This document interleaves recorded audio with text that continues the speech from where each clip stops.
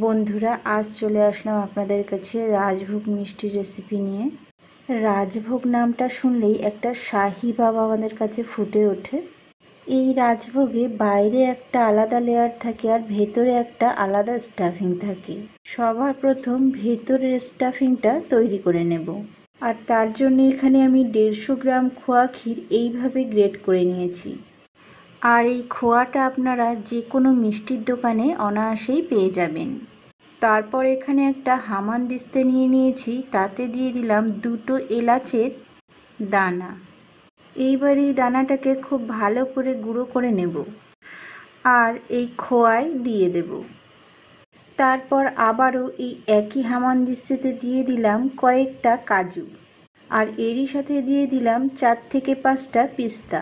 আপনাদের কাছে পিস্তা যদি না থাকে সেক্ষেত্রে শুধুমাত্র কাজু দিয়েও বানাতে পারেন, আর আরও অন্য যে কোনো ড্রাই ফ্রুট আপনারা এর মধ্যে অ্যাড করতে পারেন।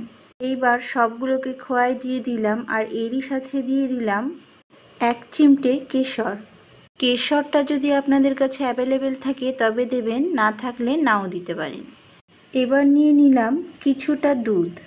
এই দুধটাকে আমি আগে থেকেই ফুটিয়ে ঠান্ডা করে রেখেছিলাম।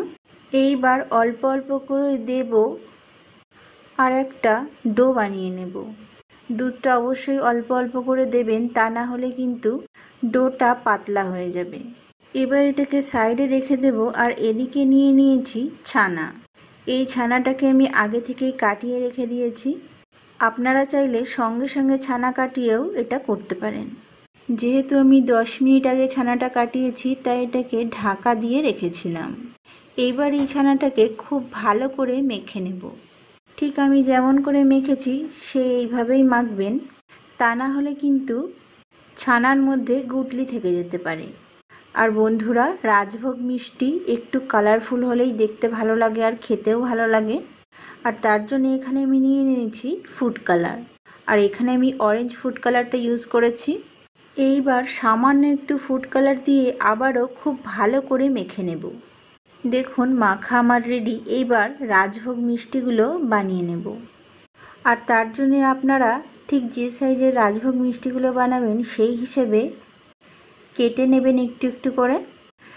আর সাধারণত রাজভোগ মিষ্টি একটু বড় হয়, তাই আমি এখানে একটু বড় সাইজেরই ছানা কেটে নিয়েছি।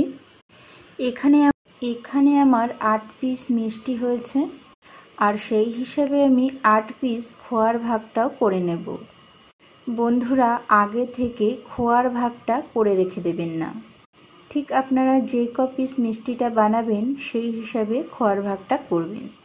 এতে করে আপনার সমস্ত মিষ্টির ভিতরে খোয়ার ভাগ সমান পরিমাণ থাকবে। আর বন্ধুরা, যারা আমার ভিডিওটা ইউটিউব থেকে দেখছেন তাদের কাছে চ্যানেলটাকে সাবস্ক্রাইব করে নেওয়ার অনুরোধ রইল। আর যারা ফেসবুক থেকে দেখছেন তাদের কাছেও পেজটাকে ফলো করে নেওয়ার অনুরোধ রইল। আর বন্ধুরা, ভিডিওটা যদি ভালো লেগে থাকে একটা করে শেয়ার করুন। এমনভাবে বানাচ্ছি, ঠিক হাতের আঙ্গুলের সাহায্যে এইভাবে চাপ দিয়ে একটু গোল করে নিয়ে এর মধ্যে খোয়াটা দিয়ে দিলাম, আর তারপর ঠিক এইভাবে গোল করে একটা রাজভোগ মিষ্টি তৈরি করে নিলাম। খুব সহজেই তৈরি হয়ে গেল আমার রাজভোগ। এইভাবে সবগুলো বানিয়ে নেব। দেখুন সবগুলো আমার বানানো হয়ে গিয়েছে।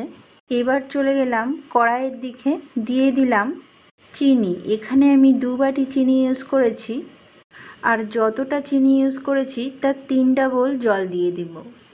জলটা দেওয়ার পর এরই সাথে দিয়ে দিলাম 2টো এলাচ, আর দিলাম 1 চিমটে কেশর, আর সাথে দিয়ে দিলাম 1 পিঞ্চ ফুড কালার। ফুড কালারটা যদি আপনাদের ভালো না লাগে থাকে সেক্ষেত্রে স্কিপ করতে পারেন। এইবার ফুটে ওঠা অবধি অপেক্ষা করব। দেখুন বেশ কিছুক্ষণের মধ্যেই ফুটে উঠেছে। এইভাবে আরও 2 থেকে 3 মিনিট ফুটিয়ে নেব। এইবার গ্যাসের ফ্লেমটা হাই করে একে একে রাজভোগ মিষ্টিগুলো দিয়ে দেব। আর বন্ধুরা, রাজভোগ মিষ্টি বানানোর জন্য এরকম একটা বড় সাইজের পাত্রে মিষ্টিগুলো বানাবেন, কারণ মিষ্টিগুলো ফোটানোর সময় বড় জায়গাটা থাকলে ঘুরতে থাকে, আর এইভাবে ঘুরতে ঘুরতে চারিদিকটা সেদ্ধ হয়ে যায়। দেখতেই পাচ্ছেন কেমন চারিদিকে ঘুরছে। 5 মিনিট ঢাকা দিয়ে জাল করে নেওয়ার পর ফিরে আসলাম। আর এখানে হাফ কাপ দুধের সঙ্গে হাফ চামচ ময়দা মিক্স করে এইভাবে ছেঁকে এর মধ্যে দিয়ে দিলাম। এইবার আরও 5 মিনিট মিডিয়াম ফ্লেমে ঢাকা দিয়ে হতে দেব। তারপর আবারও 5 মিনিট এইভাবে হতে দেব।